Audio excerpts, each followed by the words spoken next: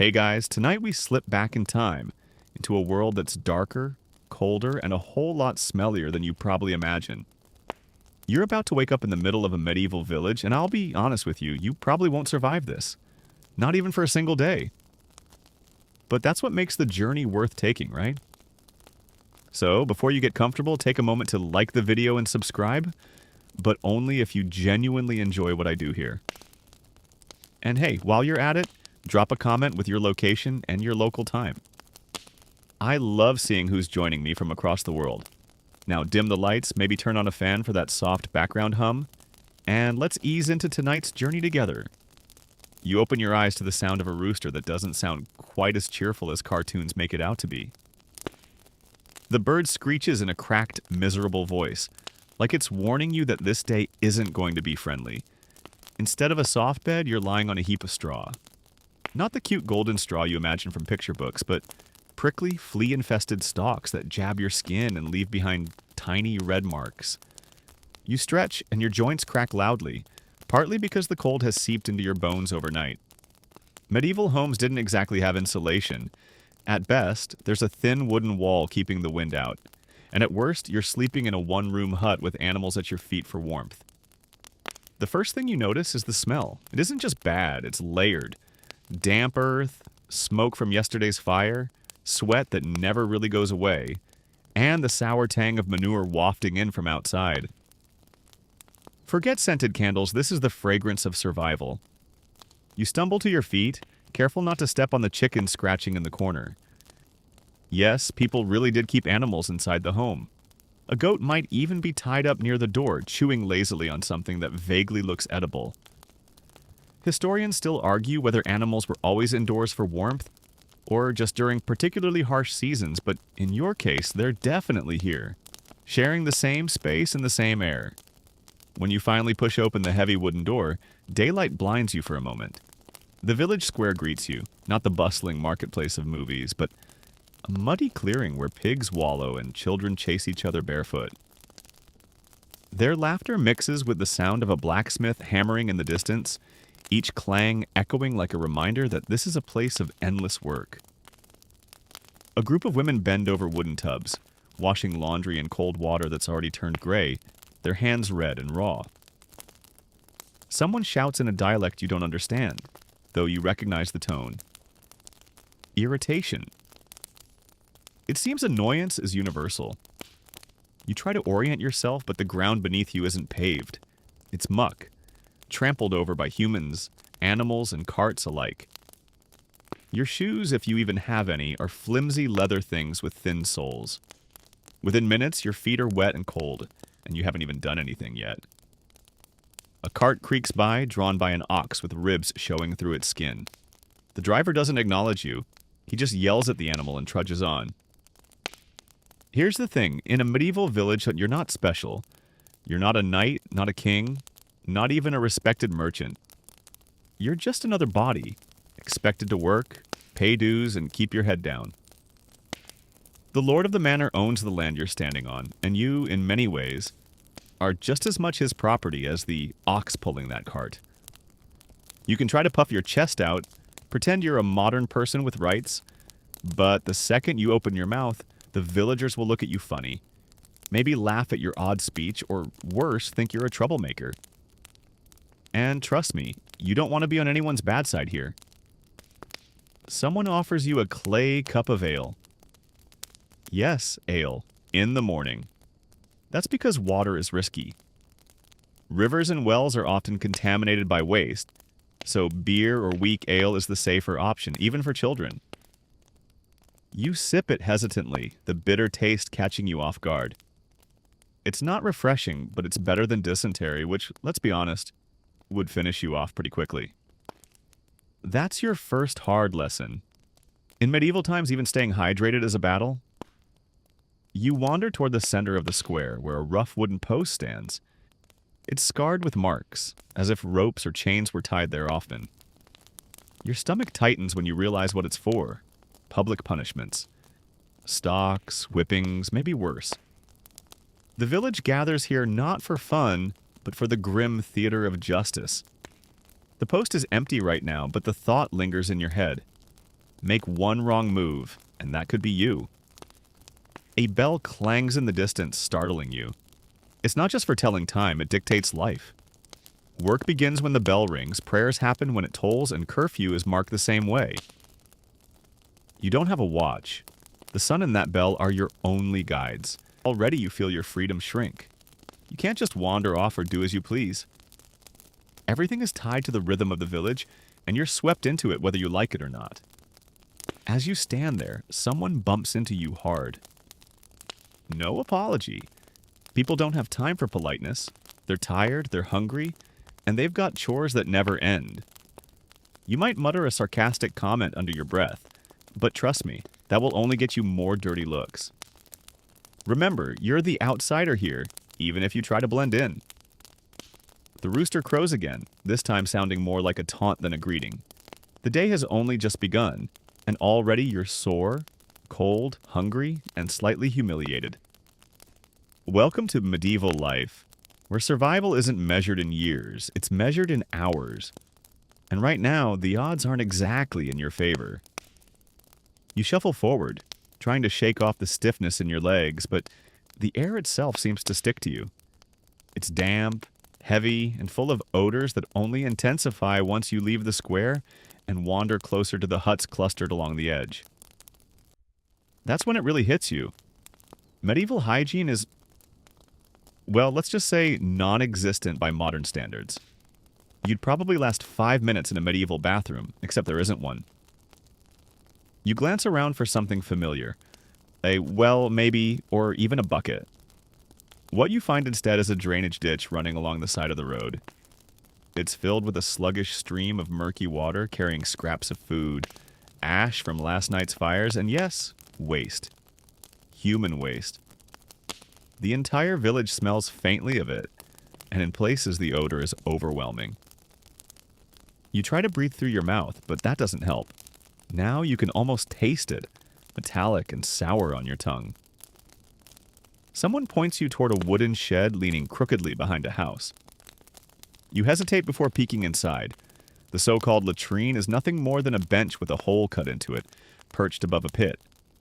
There's no flushing, no privacy, and no hand soap waiting afterward. If you're lucky, there might be straw or moss left in a basket to use for wiping. If you're unlucky, well, you don't want to know. This isn't a quick trip to the restroom. It's a negotiation between your body's needs and your ability to withstand the smell. After escaping the shed, you instinctively look for a place to wash your hands.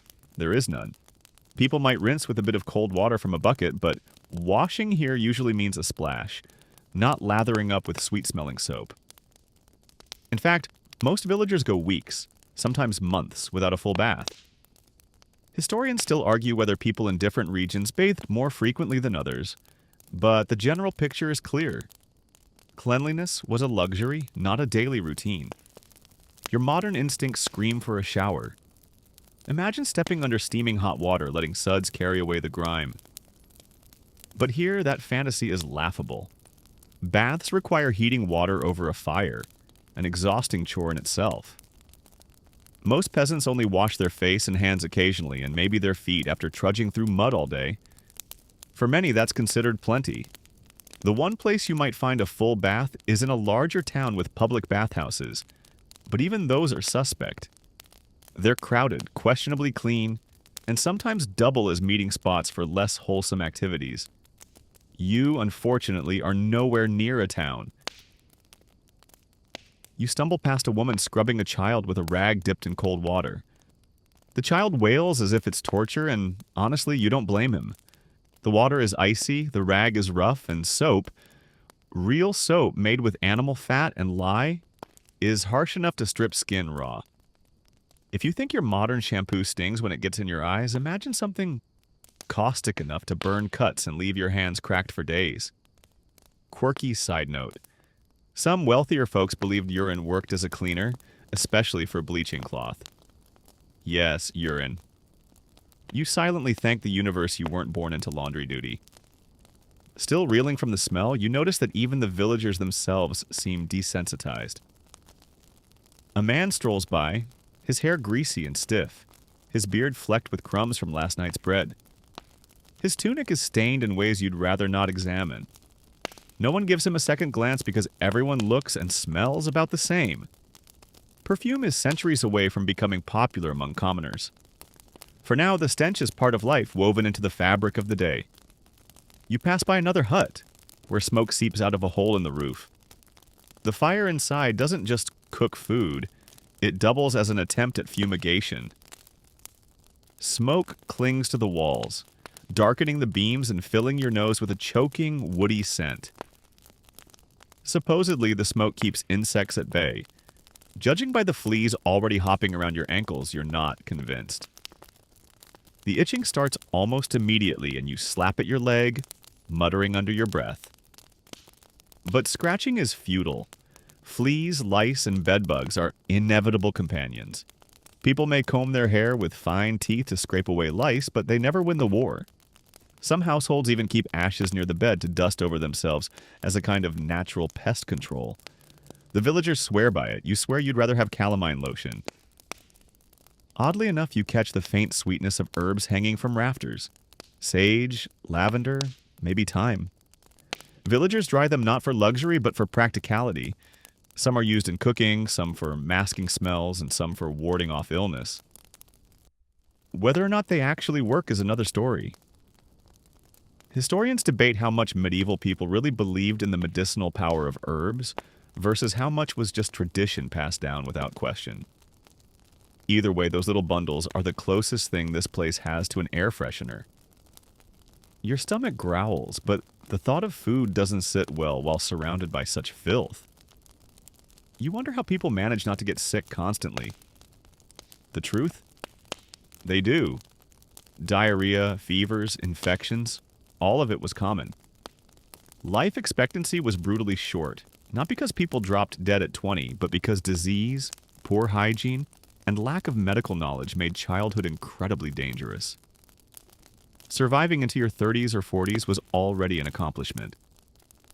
You catch sight of a young girl pouring out a chamber pot, its contents splashing dangerously close to her feet before soaking into the dirt road.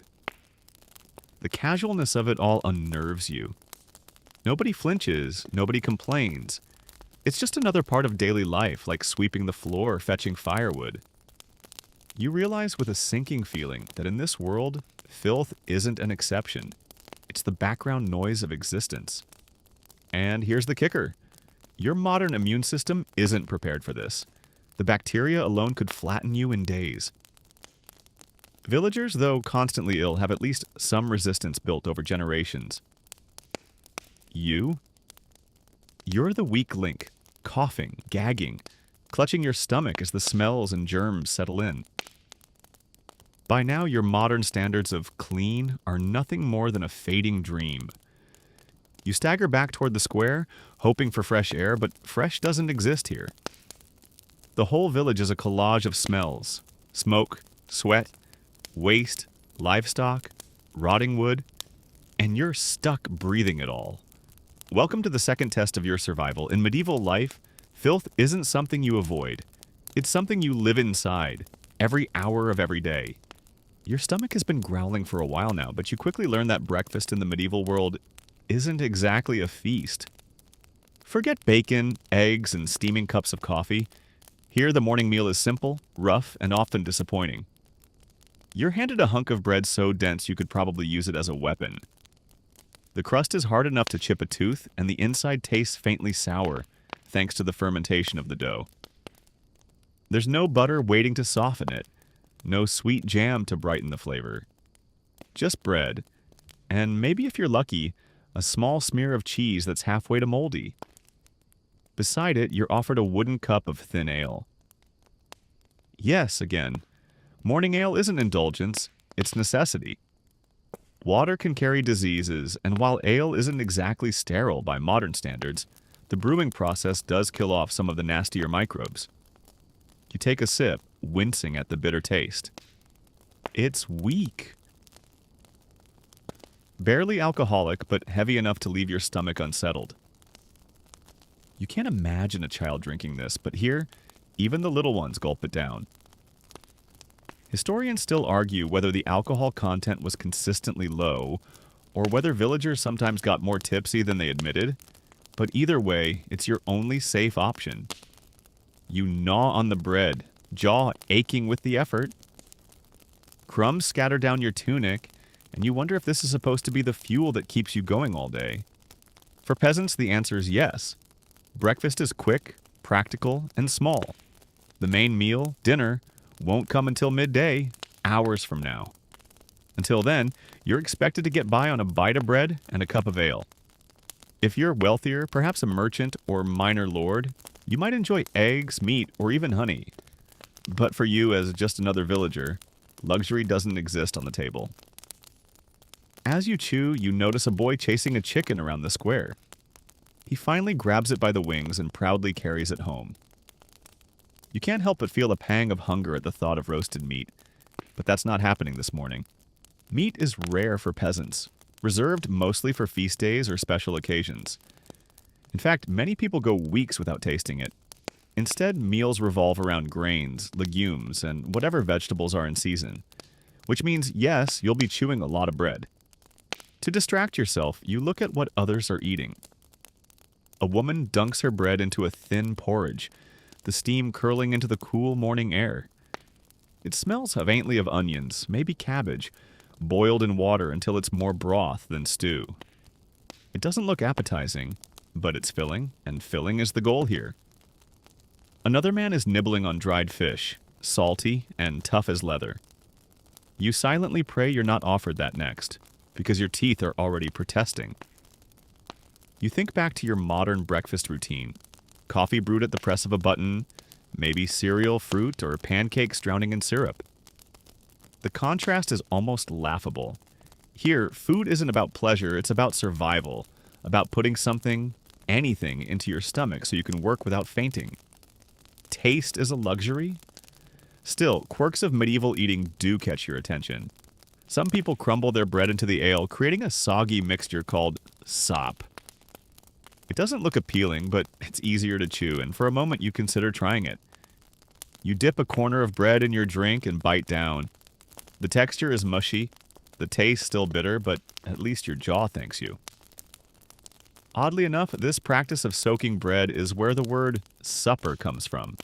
A fun little linguistic snack to go with your very unfun breakfast. As you continue nibbling, you overhear talk of fasting days. The church dictates when people can eat meat and when they can't, and those days are many. Fish becomes the substitute, though fish might include creatures like beavers or even barnacle geese, thanks to some creative medieval reasoning. Historians love to chuckle over these loopholes, debating whether they were genuine beliefs or just convenient excuses. Either way, your diet just got more limited. You glance around the village again. Everyone eats quickly, standing or squatting, wasting no time on leisurely meals. There are chores waiting, fields to tend, animals to feed. Eating is functional, not social. Conversation is sparse, limited to grunts, nods, or the occasional joke about stale bread-breaking teeth. You chuckle softly, but then realize the joke isn't really a joke. It's lived reality. The bread in your hand feels heavier with each bite. Your stomach, spoiled by modern sugar and caffeine, demands more. You start fantasizing about donuts, about scrambled eggs, about coffee so hot the steam fogs your glasses. Instead, you wash down the last crumb with another sip of ale and feel unsatisfied. But that's the point. Hunger isn't something you eliminate in the Middle Ages. It's something you carry with you, a constant companion humming in the background. And just when you think you might finally be done with the ordeal, a villager presses a small bowl of gruel into your hands. It's thin, watery, and speckled with lumps of barley. You stir it with a splintered wooden spoon, then take a cautious mouthful. The taste is bland, almost non-existent. No salt, no spice, just warm mush. You force yourself to swallow, your body grateful for the calories even if your tongue begs for mercy.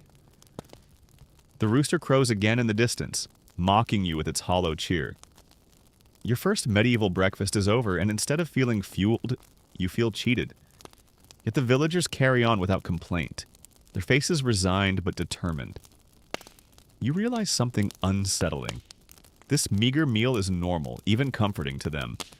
But to you, it's proof that surviving a single day here will test not only your body, but also your appetite for misery. The meager breakfast hasn't done much for energy, but the day doesn't wait for you to catch up.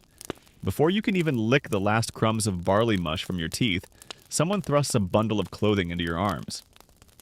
It's time to get properly dressed because apparently your modern outfit, whatever you arrived in, makes you stick out like a sore thumb. And here's where the next ordeal begins. Medieval fashion, or more accurately, medieval survival wear. You unfold the tunic, a simple rectangle of rough-spun wool stitched together with crude seams. The fabric is thick, itchy, and carries the faint smell of sheep that never really goes away. You tug it over your head and instantly it scratches your neck like sandpaper. The villagers seem oblivious to the discomfort. They've been wearing this kind of fabric since birth. But you feel like you're wrapped in a blanket of thorns. There's no soft cotton tee underneath to protect your skin, no cozy fleece lining. Just raw, unyielding wool. Next comes the trousers, equally scratchy, tied at the waist with a simple cord. They sag awkwardly in places and pinch in others. Tailoring in the modern sense is centuries away. Clothes aren't meant to flatter your figure. They're meant to cover you, keep you somewhat warm, and last through endless days of hard work. As you adjust the waistband, you realize belts aren't fashion accessories here, they're practical. Villagers hang knives, pouches, and tools from them. Without a belt, you're basically underdressed.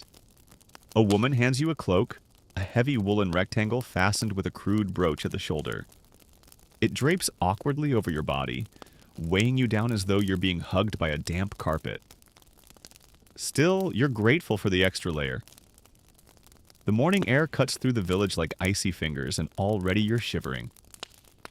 Forget about central heating, your body heat and your layers are all you've got. And even then, the chill sneaks in at the seams, crawling down your spine and settling in your bones. Then come the shoes. Or rather, the mockery of shoes. They're leather turn shoes, stitched together with uneven seams, thin-soled, and shaped more like sacks than actual footwear. You slide your feet in, and within seconds you feel every pebble, every lump of mud pressing up through the soles. The leather rubs your heels raw almost immediately, promising blisters before noon. You long for the comfort of sneakers, for cushioned soles and arch support. Here, you're lucky if your shoes last a season without falling apart. You notice the villagers' feet, some wrapped in scraps of cloth for warmth, some bare despite the cold. It dawns on you that footwear is optional when poverty rules your life. If the shoes wear out, you just go without until someone can craft another pair. And in a world where people spend most of their time trudging through mud, fields, and animal droppings, that thought alone makes you wince. As you struggle with your outfit, a boy snickers at your clumsy attempts to fasten the brooch. To him, it's second nature, a daily routine he mastered years ago. You, on the other hand, fumble with the pin until it pricks your thumb, drawing a small bead of blood. The boy laughs harder, and you can't even blame him. Here you are, a grown adult, defeated by a piece of clothing. You look around at the villagers, and you start to notice the unspoken rules of appearance. Colors are muted.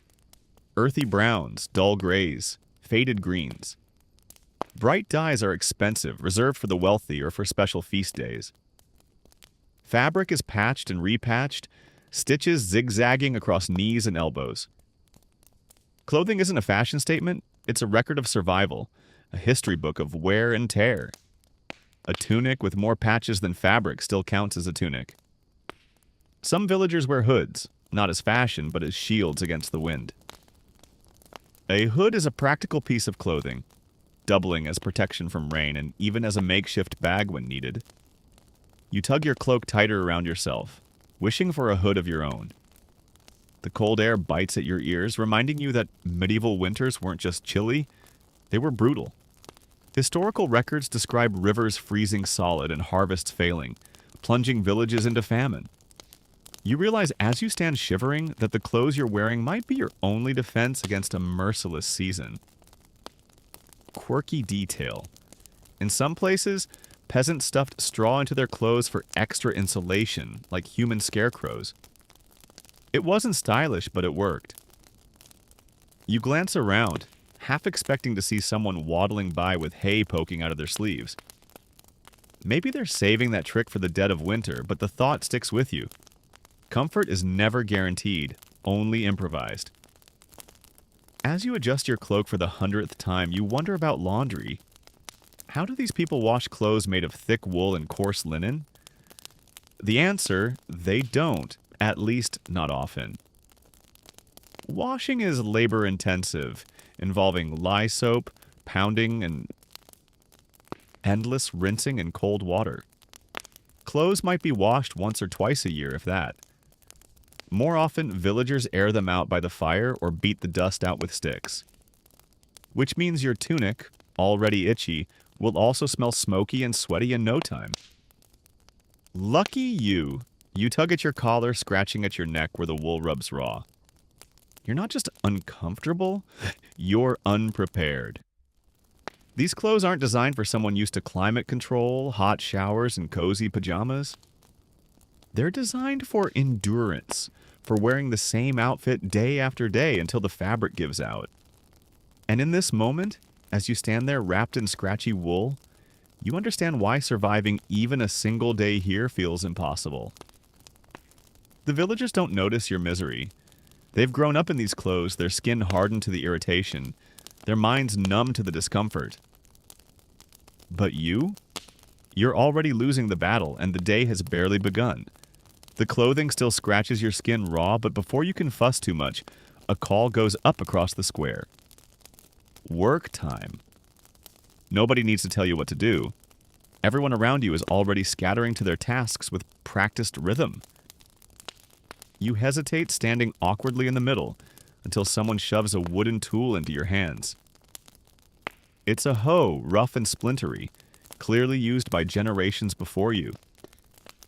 You're expected to join the line of peasants heading toward the fields. Congratulations, your first medieval shift has begun. The walk alone wears you out. The road isn't paved, just a churned mess of mud, rocks, and manure. Each step in your thin leather shoes is a reminder that comfort doesn't exist here. By the time you reach the field, your feet are soaked, your cloak clings to your shoulders, and you've got flecks of mud up your shins. The villagers don't slow down. They fan out across the land like a well-oiled machine, digging, sowing, and harvesting, depending on the season. You, meanwhile, are already out of breath before the work even starts. The task seems simple. Strike the soil with the hoe, loosen it, and move along. But after just a few swings, your arms ache. The handle rubs against your palms, raising blisters almost instantly. The earth itself feels hostile, heavy clay packed tight, resisting your every attempt. Sweat drips down your face, stinging your eyes despite the cold air. You look around, expecting to see exhaustion mirrored on the villagers' faces, but no. They work silently, steadily, like this is nothing more than breathing. Their bodies are built for it. Yours isn't. One man pauses just long enough to smirk at your clumsy technique. He wordlessly adjusts your grip, then goes back to his row without breaking pace. It doesn't help much. Your back is already protesting, your shoulders throbbing. Every time you lift the hoe, it feels heavier, as though the tool itself is mocking your weakness. You mutter a sarcastic complaint under your breath, but nobody cares. Complaining isn't a luxury here, it's wasted breath. You remind yourself that peasants didn't work for fun. They worked because survival depended on it. Every swing of the hoe, every basket of weeds pulled, every furrow dug meant food or starvation. Crops weren't guaranteed either. A single bad season could wipe out entire villages.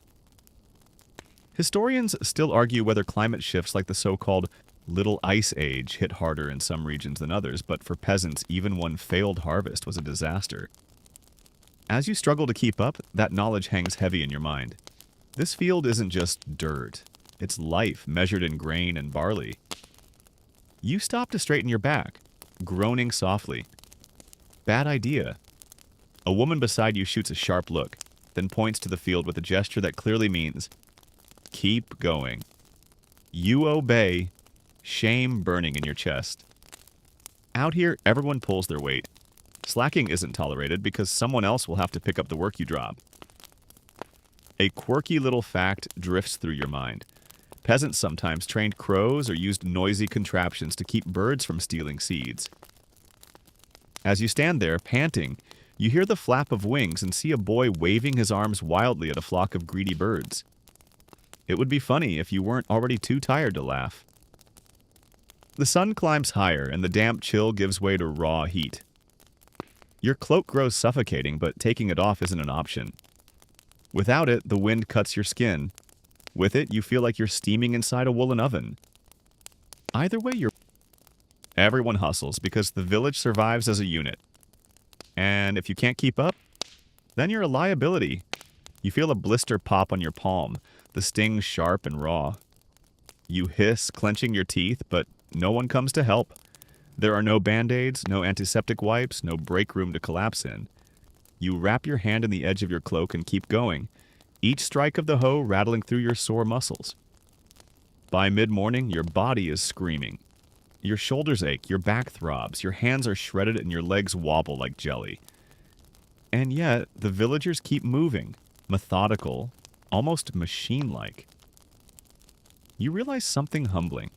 These people don't just survive this, they're conditioned to it.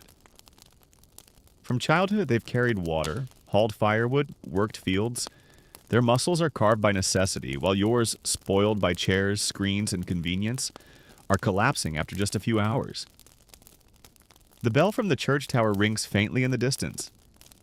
It isn't a signal for rest, though. It's a reminder that the hours are passing and you're still expected to keep working. You wipe sweat from your brow with the dirty sleeve, taste salt and dust on your lips, and wonder if you can really make it to noon. You're barely standing after the fields, but before you can collapse, another weight settles on your shoulders. Taxes. You thought surviving the mud, the hunger, and the aching muscles was hard enough. But now you're introduced to the invisible hand that squeezes every medieval peasant dry. The Lord of the Manor. It starts with a shout in the square. A steward, cloaked in slightly finer wool than anyone else, arrives on horseback. His boots alone probably cost more than your entire outfit, and he wears them with smug ease.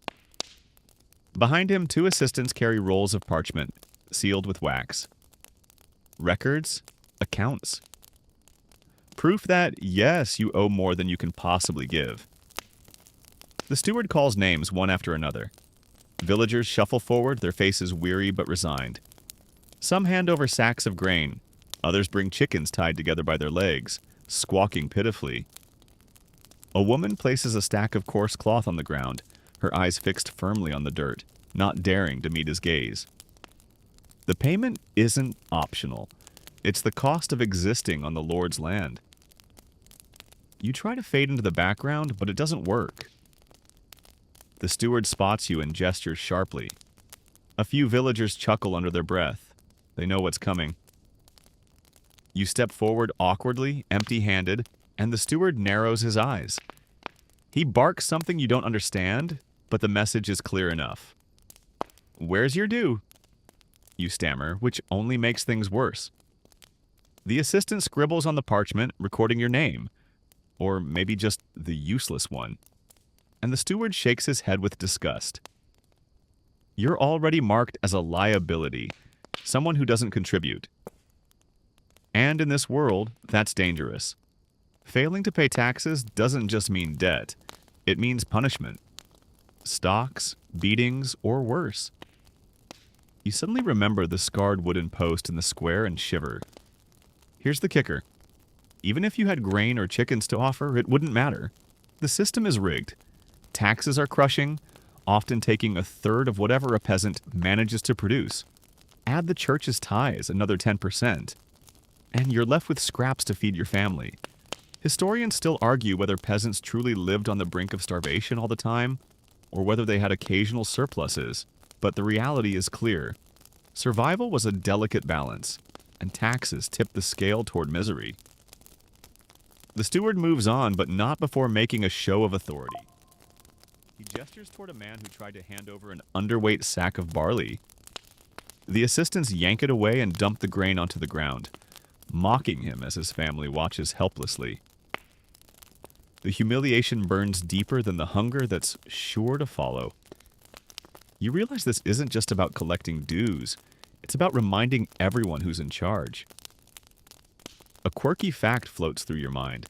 Some lords demanded bizarre taxes like honey, eggs, or even labor itself. You might be required to spend several days working the lord's private fields for free in addition to tending your own. That's right. After breaking your back all day just to survive, you'd still owe time and sweat to someone else. Talk about adding insult to injury. You glance at the villagers around you. Their faces are blank, masks of resignation. They've lived with this system their whole lives, and rebellion isn't an option. Once in a while, uprisings did happen, whole villages rising against unfair taxes, but more often than not, they were crushed brutally. You imagine yourself leading a protest, shouting about rights and justice, only to be silenced with a swift punishment.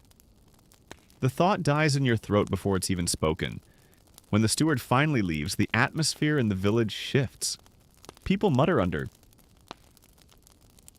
their breath, but no one dares speak too loudly. The weight of what's just been taken hangs in the air. You look at the empty hands, the hollow eyes, and you realize hunger will come faster now. The food you thought might last a season will vanish weeks earlier. Winter will be harsher. Children will cry louder. And yet, the Lord in his stone manor won't feel a single pang. You try to shake the thought, but it sticks. Back home, taxes might frustrate you, but at least you get something in return. Roads, schools, hospitals. Here, taxes buy you nothing. They're tribute, a reminder that you don't own your life, your land, or even your labor. You exist at the mercy of someone who doesn't know your name and doesn't care to learn.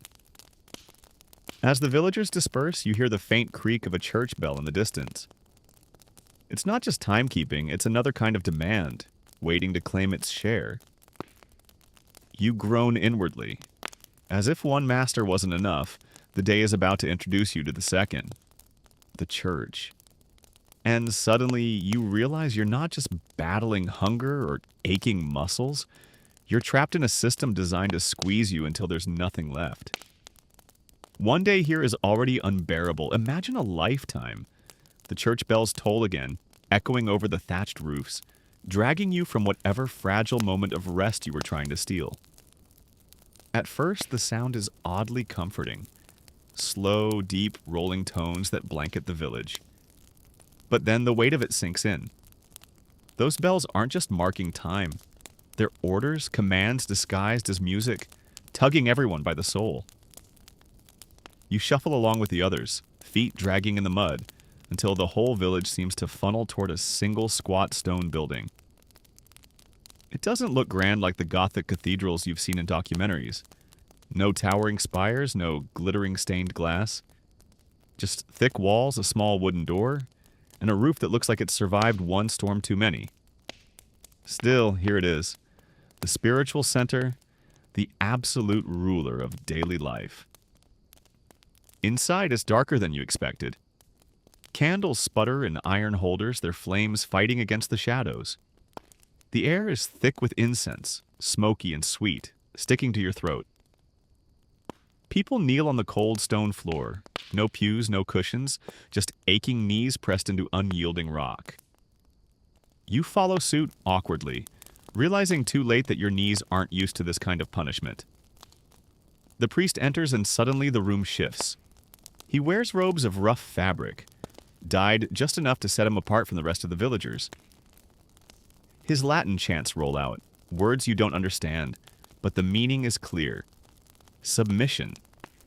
He speaks of sin, of penance, of eternal fires that await anyone who strays. You glance around. Everyone nods solemnly, crossing themselves, whispering prayers. Their belief is total, unshakable. You try to blend in, but when the priest's eyes sweep the room, you feel exposed, like he can see every doubt flickering through your mind. Back home, religion might be personal, optional, even casual. Here, it's not a choice. It's law. If you don't show up at services, people whisper. If you don't pay your tithe, 10% of whatever pitiful scraps you manage to hold onto, you're branded a sinner, maybe even cursed. The church doesn't just guide souls, it controls stomachs. And here's the historical fact that twists the knife. Medieval churches were often the largest landowners in Europe. Forget the king, forget the noble. You're kneeling before an institution that literally owns the ground under your calloused feet. Your landlord isn't just the lord of the manor, it's God's representatives too. No wonder everyone looks so afraid. The priest shifts his sermon to remind the villagers of the saints and miracles, sprinkling just enough hope into the fear to keep everyone hooked. You hear murmurs about relics, a bone of some holy figure kept in a glass vial. People truly believe it has healing powers. Historians still argue whether these relics were mostly frauds sold to gullible worshippers, or whether some communities genuinely believed in their authenticity. Either way, the effect is the same: awe, reverence, obedience. Then comes the quirky part. You learn that, in some places, church bells were thought to drive away storms and demons. Imagine that. Massive iron bells rung at full force, supposedly scaring the devil himself back into the woods. As the priest lifts his hand for blessing, you can't help but picture thunderclouds retreating in fear of clanging bronze. It's ridiculous and strangely comforting all at once. The service drags on. Latin phrases tumble endlessly, a rhythm that's meant to lull you into humility. The incense clings tighter, and your eyelids grow heavy. Yet just as you begin to drift, the priest slams his hand onto the pulpit and warns of heresy, of witches, of dangers lurking in the dark. Your pulse quickens. He paints vivid pictures of hellfire, of eternal torment, and you realize this is more than religion. It's crowd control. When it finally ends, the villagers file out in silence. Some cross themselves again at the door, others dip fingers into a bowl of holy water. You mimic them because what else can you do? The last thing you need is to be branded the outsider who didn't show enough devotion. Out here, suspicion spreads fast, and suspicion can be fatal. Back in the square, the atmosphere feels different. People talk in hushed voices, their conversations peppered with prayers, blessings, and gossip about who might be cursed. You overhear a woman say her cow stopped giving milk, and someone else immediately suggests a neighbor might have bewitched it. Superstition isn't just casual here, it's woven into survival. If things go wrong, someone will be blamed, and you silently pray it won't be you. Your stomach knots again as you remember the tithe. That portion of food you didn't have to spare? Gone. Even if you somehow scraped by after the Lord's taxes, the church makes sure there's nothing left. You feel the hopelessness rising, like cold water filling your chest. And yet, there's no escaping it. The bells will ring again. The incense will burn again. The priest will thunder again. Every day is a cycle, pulling you tighter into this rhythm of obedience until you forget what it felt like to breathe freely. You glance at the sky outside. The sun is sliding downward, shadows stretching longer across the village. You've already endured hunger, taxes, and endless sermons, and yet you can't shake the dread building in your gut.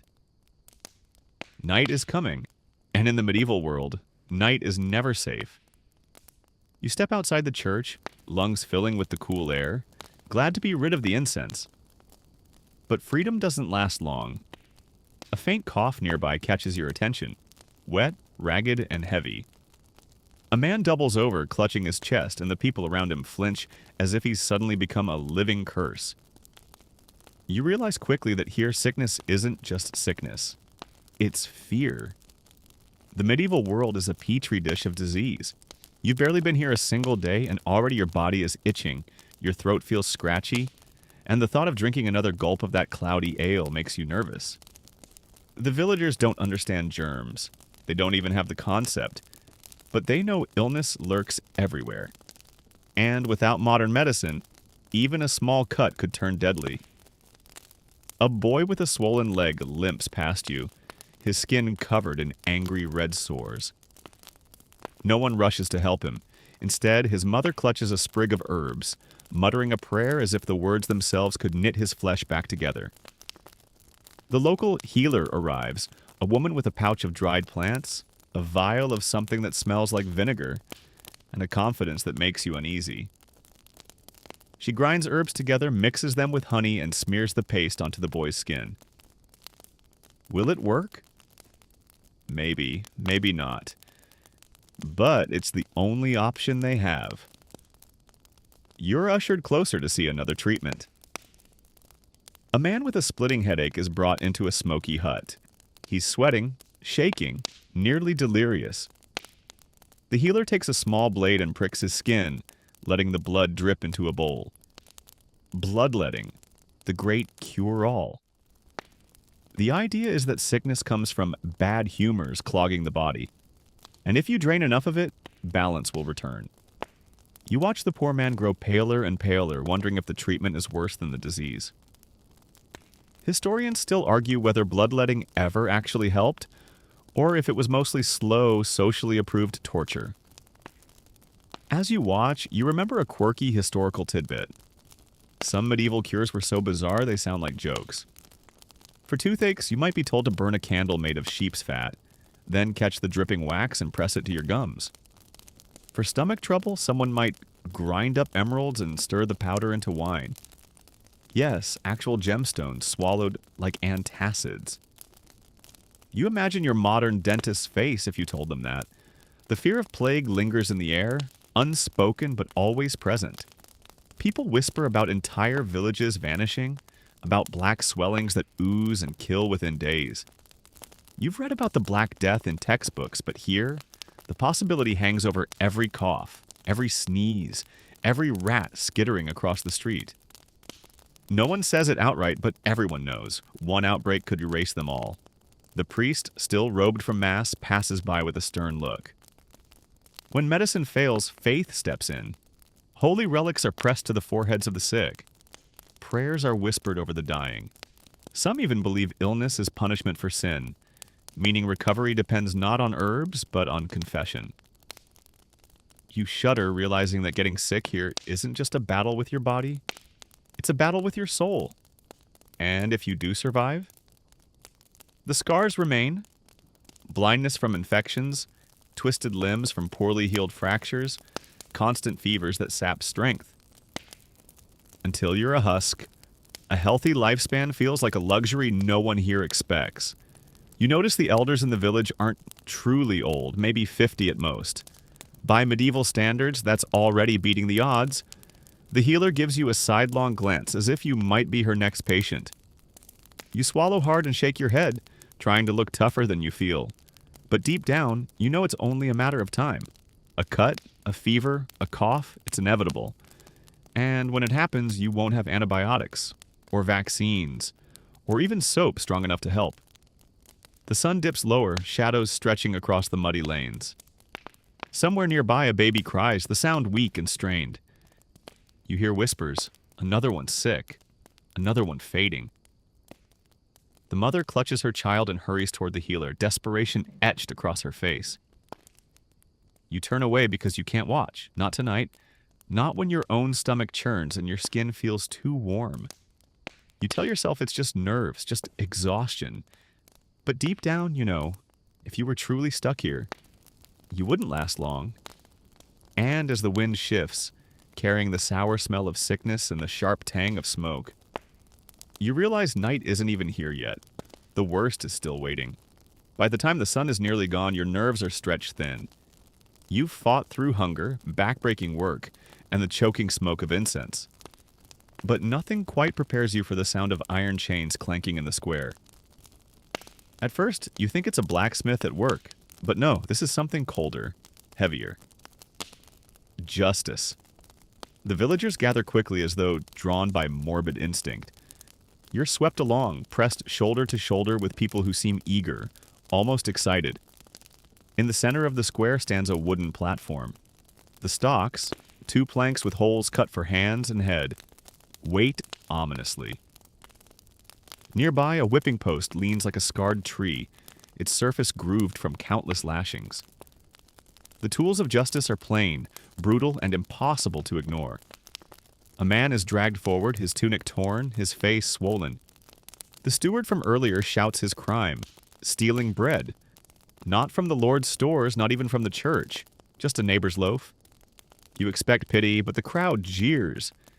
In a world where food means survival, theft is betrayal. The punishment? Hours in the stocks, exposed to the elements and to the mockery of anyone passing by. Children pick up stones, already eager to throw. You flinch as the board snaps shut around his neck, trapping him. He can't move, can't wipe the spit that lands on his cheek, can't shield himself from the kicks of mud the children fling.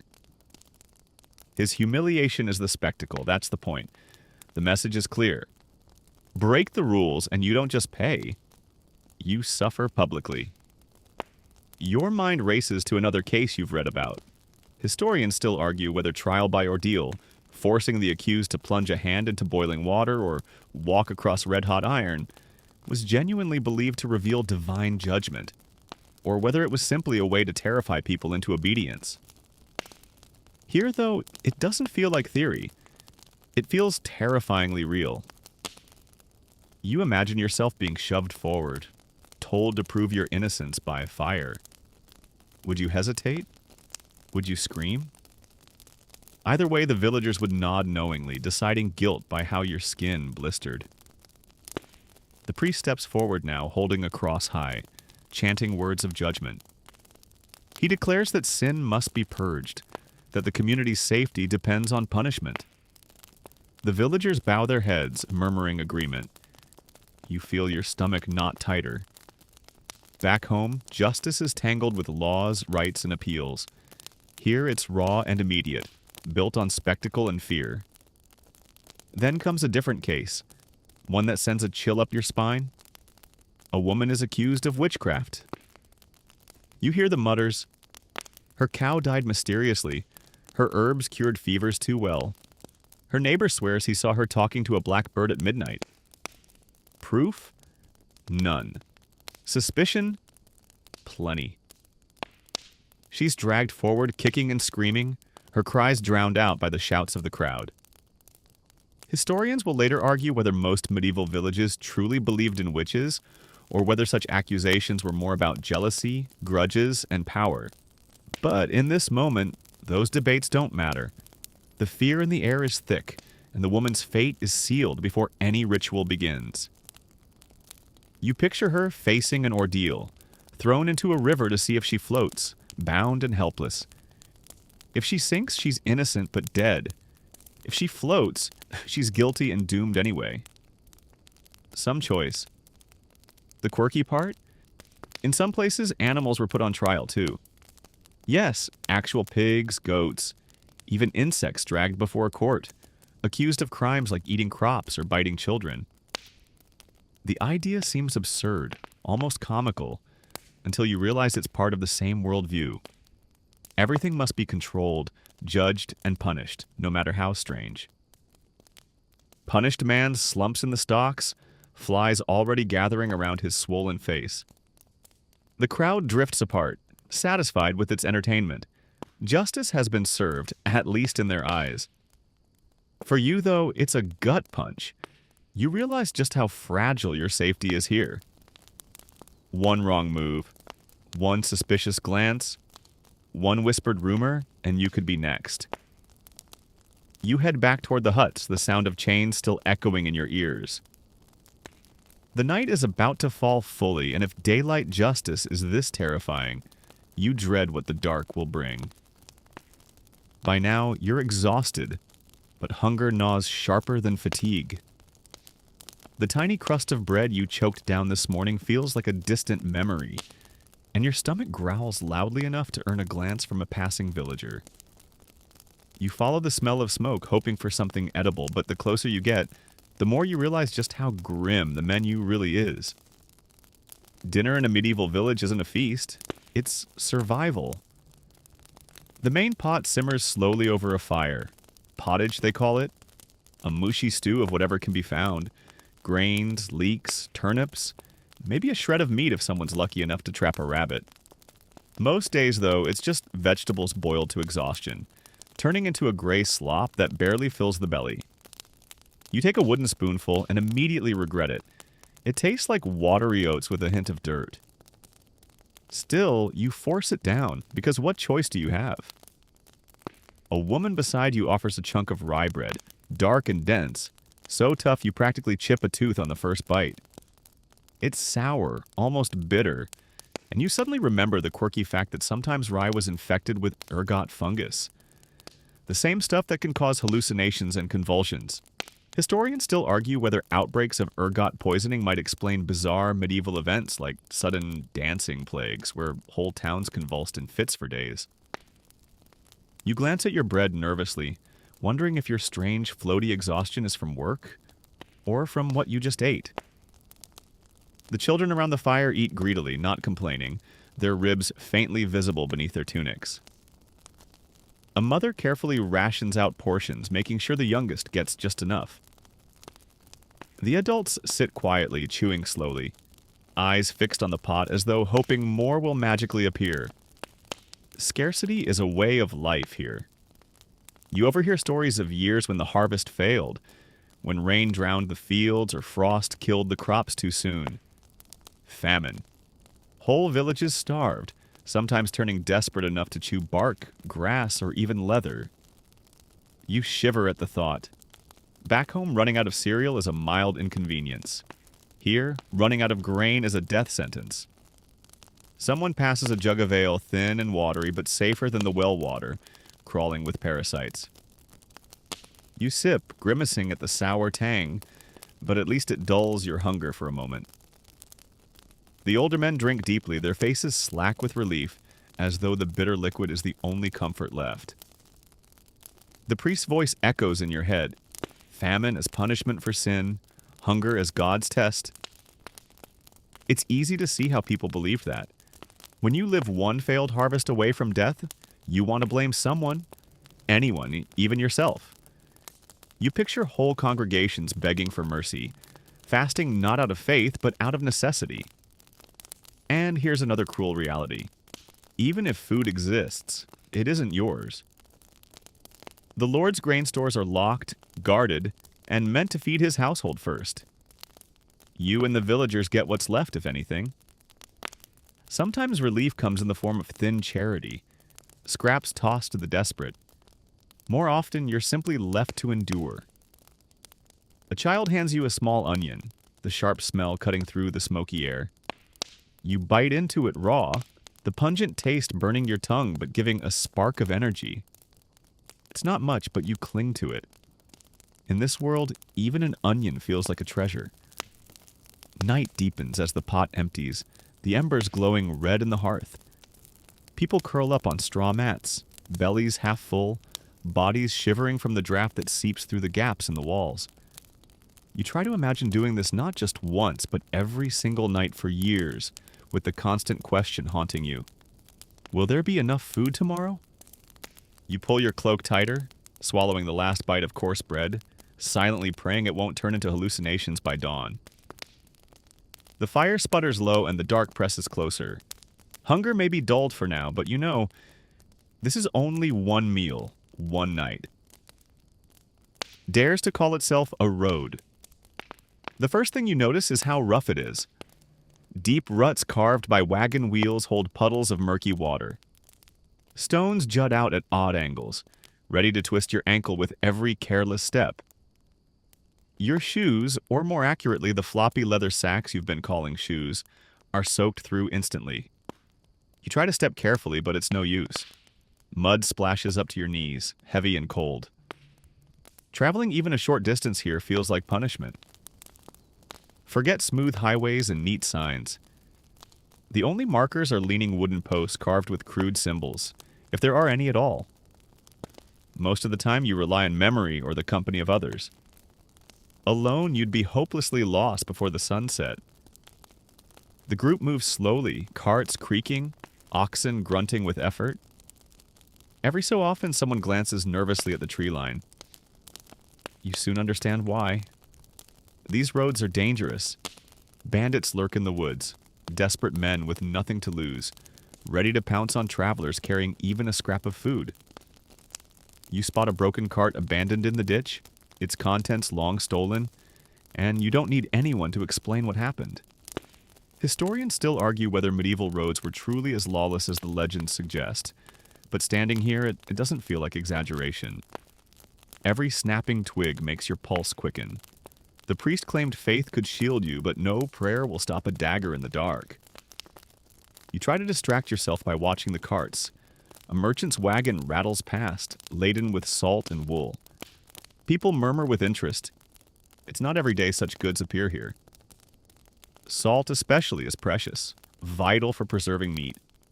In a world without refrigerators, it's as valuable as silver. You wonder if the merchant will even make it to the next town without being robbed. Then comes a quirky detail. The villagers tell you of a knight who once promised to guard this road, but demanded tolls from everyone who passed, pocketing more than he protected. Was he a hero or just another bandit with armor? Hard to say, but the story sticks with you because here, even the supposed protectors can bleed you dry. The journey continues. A bridge looms ahead, if you can call it that. Just a few planks lashed together over a rushing stream. You step cautiously, heart pounding as the wood groans beneath your weight. The water below foams white, icy and fast, ready to sweep you away. The others cross without hesitation, but your modern sense of safety screams at every wobble. Somehow you make it across, breathless, shoes dripping. By midday, the group stops to rest. Bread is passed around harder than ever, washed down with more sour ale. You chew mechanically, jaw aching, wondering if your teeth will survive this trip. The sun beats down now, turning the mud into sticky glue that clings to your legs. Flies buzz relentlessly, and you slap at them, cursing under your breath. The return journey is worse. Exhaustion drags at your limbs, and the shadows lengthen. The road feels darker, narrower, and you can't shake the feeling that eyes are watching from the trees. Every rustle, every crow's call makes you flinch. When one ox suddenly snorts and refuses to move, panic sweeps the group. Everyone clutches their sacks tighter, whispering about spirits, thieves, or worse.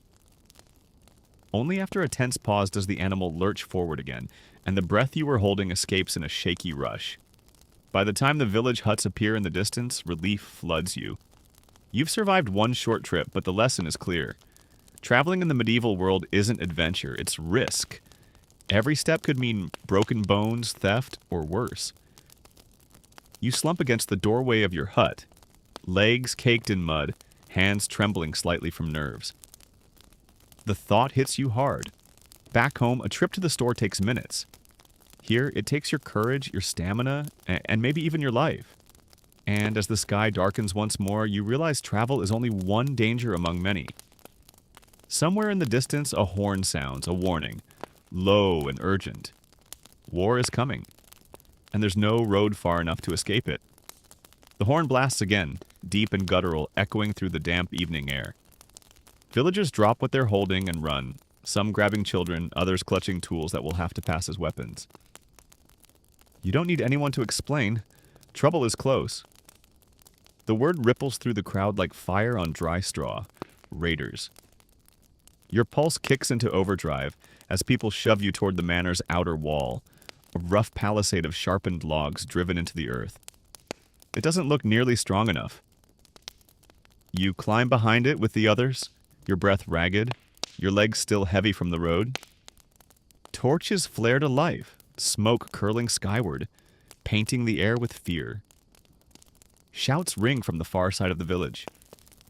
You strain your eyes, heart hammering, and then you see them. A band of riders, maybe a dozen, maybe more, charging in with raw, chaotic energy. Their shouts pierce the night, mingling with the panicked cries of villagers who didn't make it to the wall in time. You've read about raids before, tucked neatly between textbook pages, but seeing it, hearing the thundering hooves, the clanging metal, it's another level entirely. Arrows whistle overhead.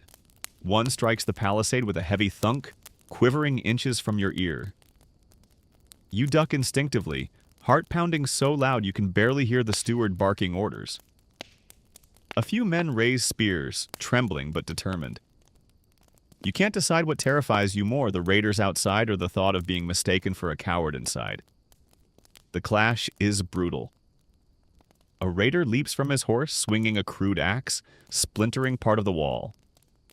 Villagers push back, stabbing with pitchforks, shouting prayers. You grip a heavy stick someone thrust into your hands, knuckles white. You tell yourself you'll swing it if you must, but your arms shake at the thought. Historians still argue whether raids like these were common day-to-day threats or more sporadic bursts of violence. But here it feels constant, like the shadow of war never leaves. Lords feud, knights clash, and ordinary people like you become collateral damage. A torch sails over the palisade, landing on a thatched roof. Flames erupt instantly, licking upward, fed by dry straw. Villagers scream as smoke thickens, and a few break ranks to rush toward the fire. You cough, eyes stinging, realizing how helpless you are against something so simple, so deadly. Fire doesn't just destroy homes, it erases food stores, tools, lives. In seconds, survival becomes impossible. And here's a quirky but horrifying fact. Sometimes, instead of raiders, your own lord's soldiers might demand hospitality, eating your food, drinking your ale, and trampling your fields in the name of protection. War doesn't just come from the outside. It lives inside the very system you depend on. The fighting drags on. Every moment feels stretched, sticky with smoke and fear. You hear a child crying, muffled by her mother's hand. Somewhere nearby, a man groans in agony, struck by an arrow. No one dares move him yet. The priest chants prayers frantically, his voice high and trembling, as though divine intervention might descend at any second. Finally, whether through luck, fatigue, or the sheer stubbornness of the villagers, the raiders retreat. They vanish back into the night, leaving smoke, blood, and broken timbers in their wake.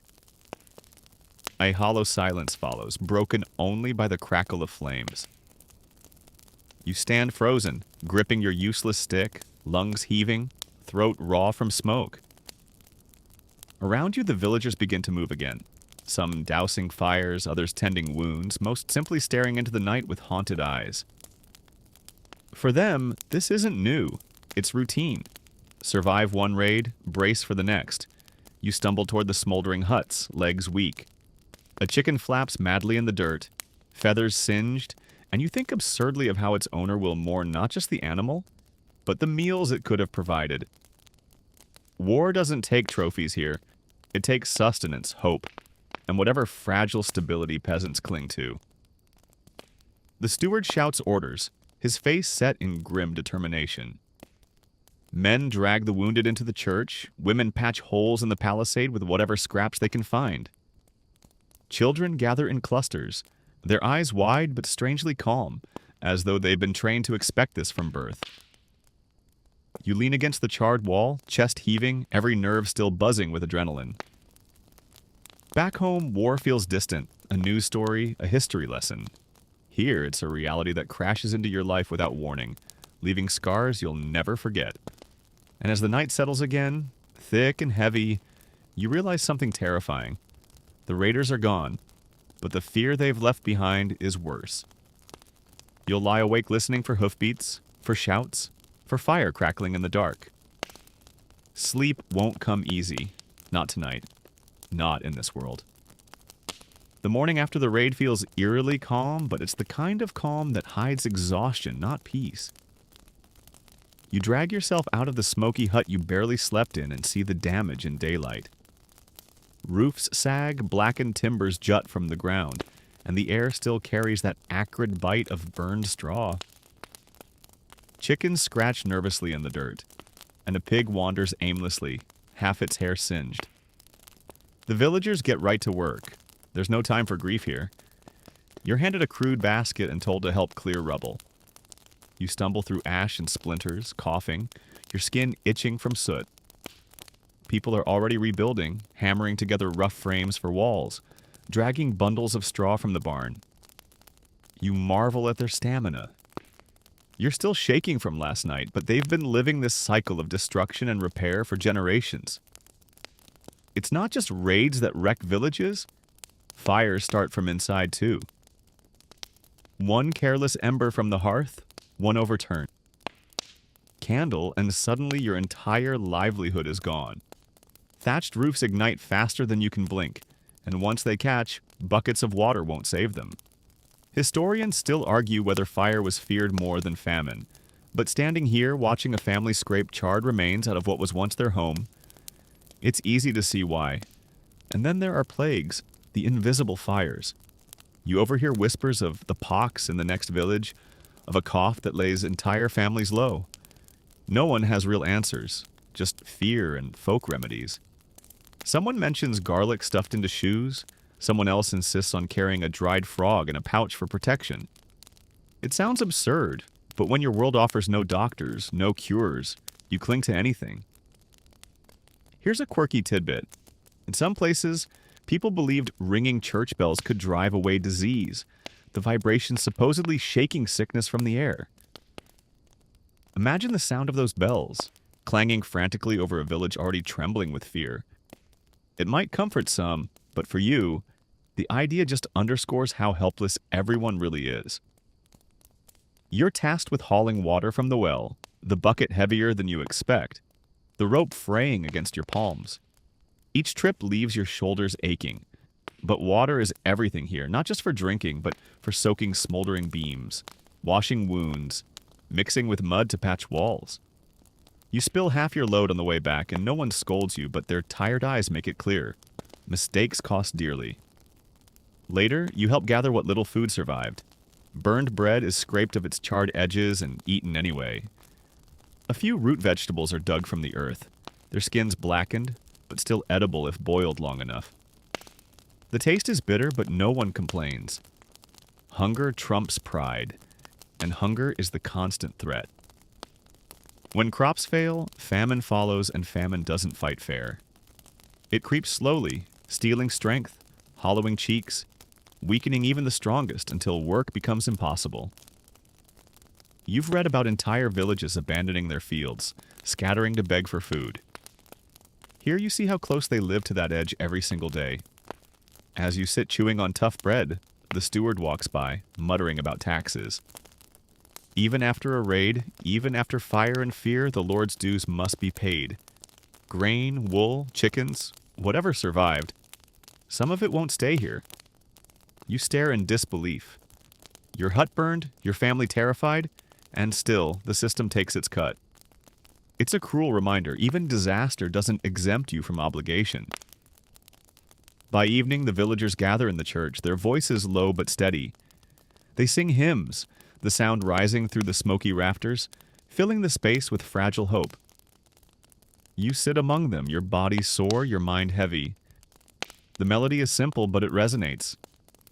For a moment, you let yourself imagine what it must feel like to cling to faith as your only shield.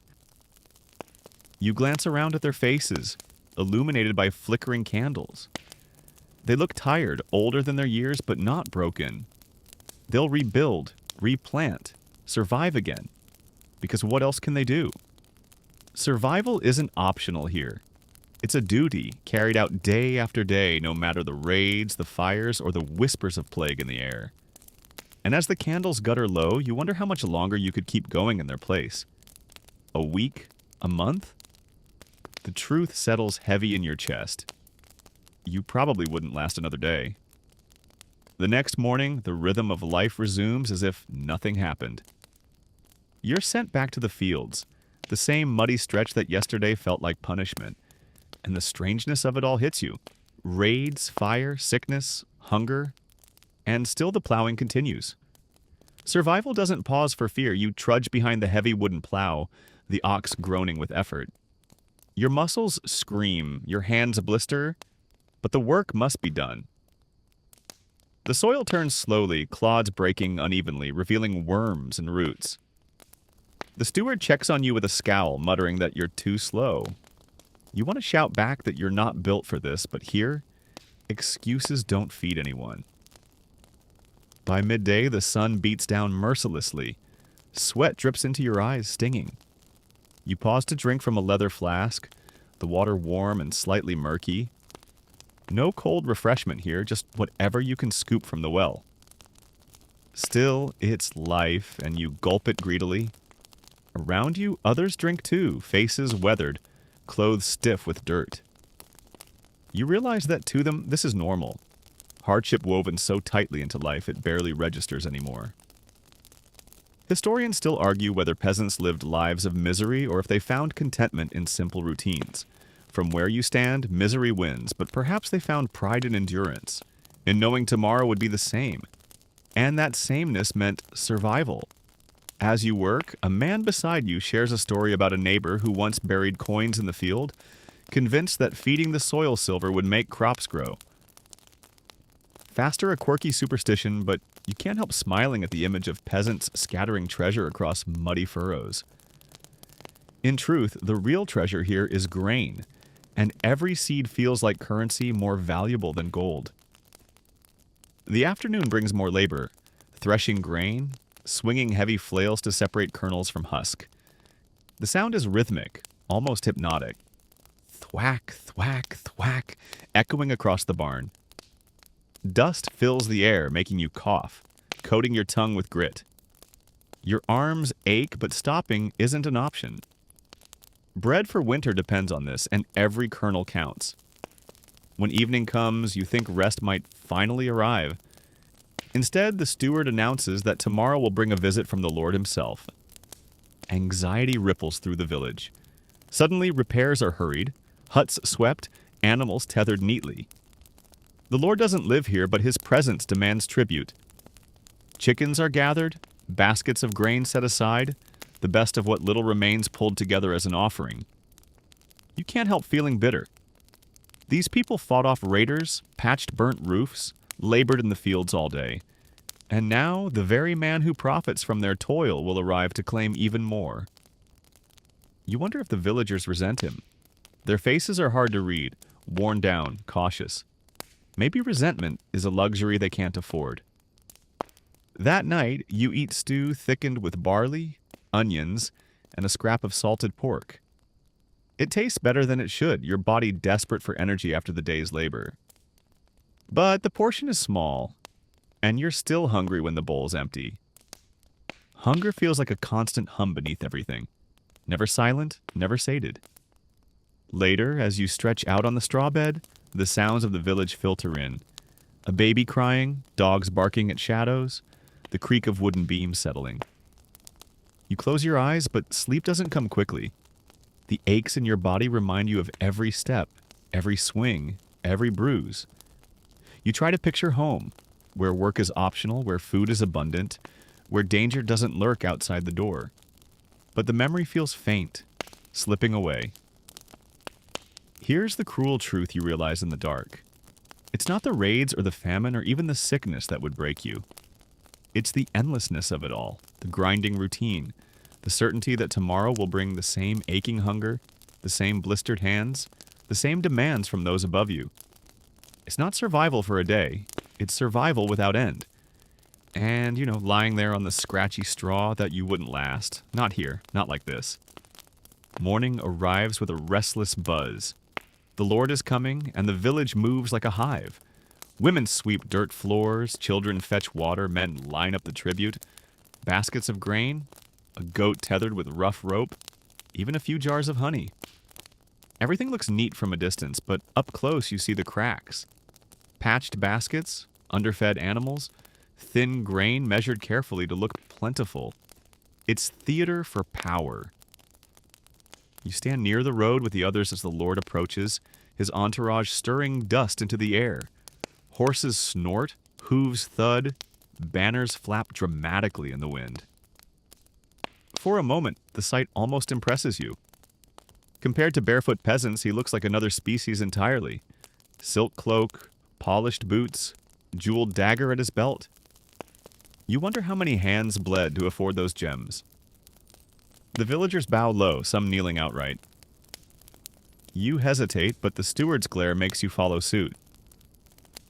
The Lord doesn't notice individuals. He sees a collective mass, a resource, a body of labor. He speaks briefly, praising loyalty, promising protection. His voice is smooth, his words rehearsed, but you can feel the unease in the crowd. Protection means taxes. Taxes mean hunger. One by one, offerings are presented. Chickens squawk indignantly, grain sacks are hoisted. Jars are placed reverently at his feet. He accepts them with nods, not thanks. To him, this is not generosity. It's duty owed. Historians still argue whether peasants viewed their lords as cruel oppressors or necessary guardians. Watching this display, you suspect the truth lies somewhere in the weary eyes of the people. A mix of fear, resignation, and the faintest hope that maybe, just maybe, protection will be real this time. A quirky detail emerges as the priest steps forward with a loaf of bread baked into the shape of a castle. It's symbolic, meant to honor the Lord's status. The crowd chuckles softly, but the humor is thin. Bread is too precious to be sculpted for jokes. Yet here it is, another show of loyalty, even in the form of wasted flour. The Lord surveys the village, his gaze critical. He notices the charred roofs from the raid, the patched palisade. He says something about reinforcing defenses, but you hear no promise of aid, only a reminder that raids must not disrupt tribute. Your jaw tightens at the hypocrisy. The villagers bleed, and still he demands. When the ceremony ends, the Lord rides. Away, his retinue trailing behind like shadows. Dust hangs in the air long after he's gone, and the silence that follows feels heavier than his presence. The villagers don't celebrate. They don't even talk much. They simply return to their chores, shoulders sagging, eyes tired. For them, this cycle is endless. Work, pay, endure, repeat. You try to imagine doing this not just for a day, but for an entire lifetime. The thought drains you more than the plowing, the hunger, even the raids. That evening, you sit by the hearth as the fire sputters low. A child asks her mother when the next feast day will come, and the mother answers softly, "Soon." You realize feast days are the rare sparks of joy here. Music, dancing, bread with butter, maybe a jug of ale shared freely. Without them, life would be nothing but grind. As the fire fades, you curl up on the straw, body aching, mind heavy.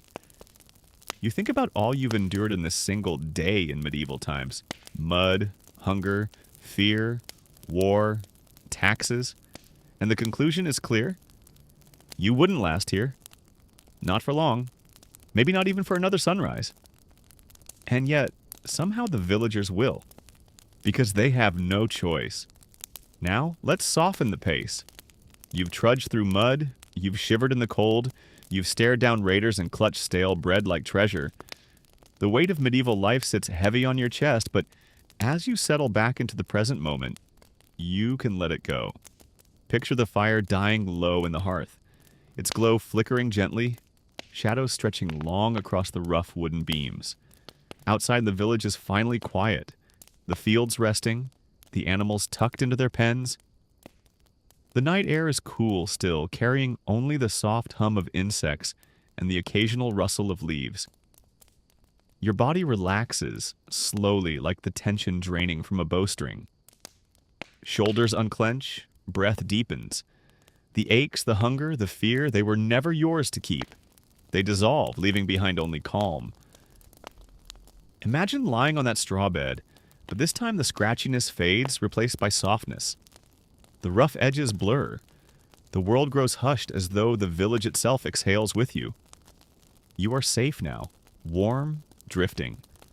Let the images blur further, the smoky huts, the endless fields, the looming lords, and instead focus on the rhythm of your breath, steady and slow, in and out, in and out. Each exhale pulls you further from the weight of history and deeper into rest. The villagers will carry on without you. Their story continues, but yours can pause here. Let your eyes grow heavy. Let your thoughts quiet. The medieval world fades into the distance like a dream slipping through your fingers. And in its place there is only silence. Soft, gentle silence.